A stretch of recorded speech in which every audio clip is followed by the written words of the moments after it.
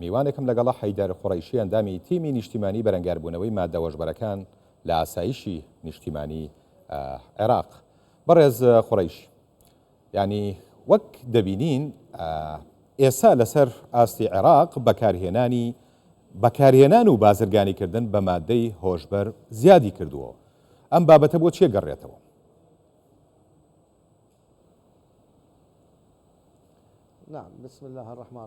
بەخشندەی میهرەبان، سپاسی کوردستان 24 دەکەم بۆ ئەو دەرفەتە بەدڵنیاییەوە تێبینی کراوە زۆربەی وڵاتانەی لەژێر کاریگەری بازرگانی مادە هۆشبەرەکانن، چونکە بازرگانیەکە ئەوانەی ئەنجامی دەدەن قاچانتی زۆرە. زۆربەی وڵاتەکان ئەو کێشان هەیە بەتابەتەوانەی کە لەو ناوچەیان و عێراقیش ناوچەیەکان ناوەندە بۆ جیهان، ناوەندی بەستنەوەی ئاسیا و ئەوروپایە، بۆیە ئەو دیاردەیە سەری هەڵداوە سەرڵانی دیاردەی بازرگانی و بەکارهێنانی مادەی هۆشبەر. کەواتە عێراق بۆ بە ترانزیت بۆ گواستنەوەی مادە هۆشبەرەکە.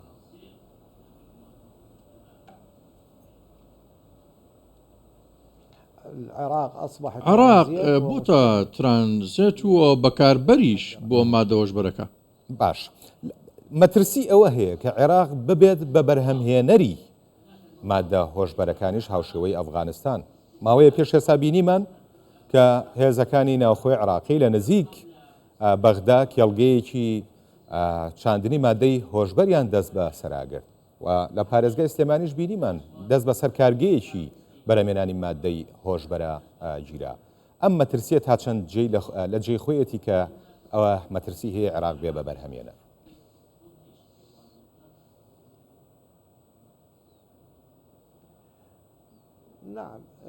بەڵێ، تەماشاکە پەیوەست بە وەبەرهێنان بۆ مادەی هۆشبەر لە عێراق هەوڵ هەبوون، چەندین هەوڵ هەبوون، بەڵام توانرا دەستی بەسەر دابگرێت و بەڕێزت ئاماژەت بۆ کرد لە سلێمانی لە ماوەی 6 مانگی ڕابردوو دەستکرا بەسەر داگرتنی کارگەیەکی مەزن لەگەڵ حکوومەتی هەرێمی کوردستان و حکوومەتی فێدرالی بە هاوئاهەنگی توانرا ئەو کارگەیەی سلێمانی ئاشکرا بکرێت و دەست بەسەر ئەنجامدەرانی ڕێخەرانی ئەو کارگەیە دابگیرێت و دەستگیر بکرێن، لەمان کات ئاراستەی دادگە بکرێن.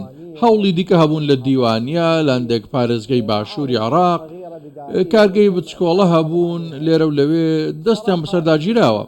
بەڕاشکاوی هێزە ئەمنیەکان لە عێراق لە حکوومەتی فێدرالی یان حکوومەتی هەرێمی کوردستان بن زۆر بوێرانە کار دەکەن بۆ دەست بەسەرداگرت و کۆنتڕۆلکردنی و دیاردەیە چاودێری بازرگانەکان و پارەدارکارەکانی مادەی هۆشبەر دەکرێت.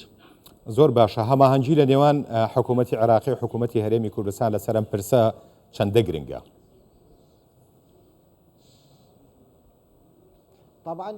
بەدڵنیاییەوە هاوەهەنگی هەیە لە ئاستێکی زۆر باڵایە لە نێوان وەزارەتەکانی نێوەخۆی حکوومەتی فێدرالی و حکوومەتی هەرێمی کوردستان. کۆبوونەوەی بەردەوام هەن لە نێوانیان، زانیاری ئاڵوگۆڕ دەکرێت، ئەزمونەکان ئاڵوگۆڕ دەکرێن، چەندین عەسابە و بازرگان دەست و تاقم لە کوردستانیش لە ڕێگەی هاوەهەنگیەوە و پێچوانشەوە دەستگیر کراون، چونکە لەنیان وەزارەتە نێوەخۆیەکان لە فێدرالی و هەرێم هاوەهەنگی هەیە بە هەموو ڕێکوپێچێک و کارە دەکرێت بە وردی. زۆر باش، لە ماوەی ڕابردوویان لە چەند ڕۆژی ڕابردووە من لێرە هەواڵێکم لە بەردەسا بوو کە وتەبێژی وەزارەتی ناوخۆی عێراقی مێقداد مێری ئاماژەی بۆ کردووە کە لە 12 مانگی ڕابردووە لە عێراق 600 تۆڕی بازرگانیکردن بە مادەی هۆشبەر ناوخۆیی و نێودەوڵەتی، تۆڕی ناوخۆیی و نێودەوڵەتی هەڵوەشێنراونەتەوە لە عێراق. ئەم ڕێژەیە ڕێژەیەکی بەرزە. سەرەڕای هەماهەنگەکانی نێوان حکوومەتی عێراقی لەگەڵ هەرێمی کوردستان چەندە پێویستان بە هەماهەنگی نێودەوڵەتیش هەیە بۆ دەست بە سەراگرتنی ئەم تۆڕانە و دەستگیرکردنی بازرگانەکانی مادەی هۆشبەر.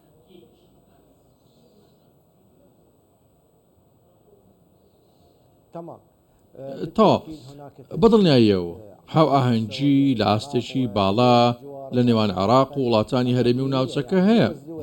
تەنیا وڵات هاوسەکان نین، هاوکاری لەگەڵ مسر هەیە، لەگەڵ وڵاتانی دیکە، وڵات هاوسێکان سعودیا ئێران کوێت تورکیا ئوردن بە دڵنیایی هاوکاری و ئاهەنگی بەردەوامە زانێرەکان ئاڵگۆڕ دەکرێن و ئەزمونونەکانیش هاوبەشان پێ دەکرێت چەندین تۆڕی بازرگانیکردن و مامەڵەکردن و مادەی هۆشبەر لەو نێوانە دەستی بەسەردا گیراوە. زۆر باشە. لەکوێ خەلل هەیە یان لەکوێ کەم و کوڕی هەیە لە چاودێریکردن بۆ هاتنە ناوەی ئەم هەموو مادە هۆشبەرە بۆ ناو عێراق؟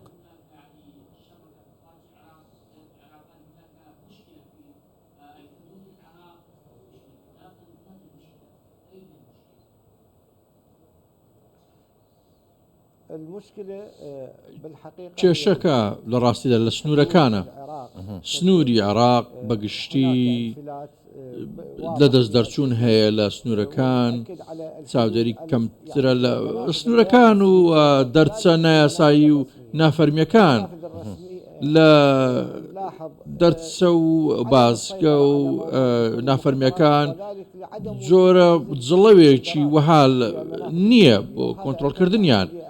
ئێمەش دڵنیایمان لەوە کردوتەوە لە ئاسایش لە ڕێژکاری ئاسایشی نیشتیمانی بۆی بتوانرێت ئەو ئامرازی پێشکەوتوش دابین بکرێت. سنوورەکانی دیکە و هێڵە دەرچە و دەواازە سنوورەکانی دیکە لەگەڵ ئێران 1400 کیلومترمان هەیە 300 کیلومتر زیاتر لەگەڵ تورکیا لەگەڵ سووریا سنوورەکەمان فراوانە.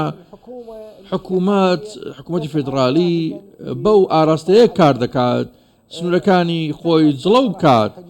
توانرا سنوورەکانی ڕۆژئاوا بەهۆی دروستکردنی دیوارێکی کۆنکریتی پارێزەر دروست بکرێت. توانراوە بەڕادەیەکی باش جڵە و بکرێت ئەو سنوورە.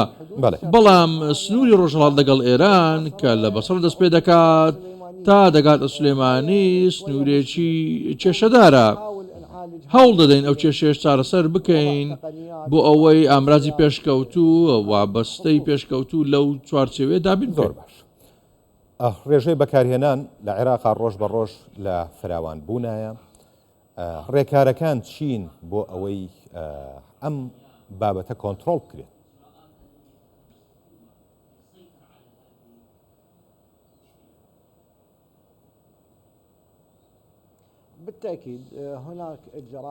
هەندێک ڕێکار هەن یاسا ئەو ڕێکارێت جێبەجێکردنی یاسا ژمارە 50 لە ساڵ 2015 دەبینین هەندێک هەموارکردنەوەی بەخۆ بینیوە سزاکان هەموار کراونەتەوە. ئێستا لە ئەنجومەنی نوێنەران کاریان لەسەر دەکرێت بەرز دەکرێنەوە بۆ ئەنجومەنی وەزیران تا جێبەجێ بکرێن. ئەمە پەیوەست بە ڕێکارەکانی حکوومەت و بەدەچوونەکان. بەڵام ڕێکاری دیکەشان تەماشاکە تەشانەکردنی بربڵاوی و ئەو مادۆژبەرانە و جڵەوکردنیان تەنها بەرپرسیارەتی حکوومەت بەتەنیان نییە. لە ڕاستیدا ئەمە بەرپرسیارەتێکی گشتی لە نێوان تاک و کۆمەڵگە و حکوومەت. بۆیە پێویستە خۆپارێزی هەبێت. خۆپارێزەکە چۆن دەبێت؟ لە خێزان دەست پێ دەکات لە کۆمەڵگە دەست پێ دەکات تا دەگاتە حکوومەت. ئەگەر ئێمە توانیمان ئەو ڕێکارە نەریتیا تەندروستانە جێبەجێ بکەین لە خێزانەوە تا سەرەوە دەتوانرێت ڕێگری لەو بەکارهێنان و بازرگانی بە مادە هۆشبەر بکرێت. باشە. بەڕێز حەیدەر قوڕەیشی ئەندامی تیمی نیشتیمانی بەرەنگاربوونەوەی مادە هۆشبەرەکان لە ئاسایشی نیشتیمانی عێراق. زۆر سپاس بۆ بەڕێز.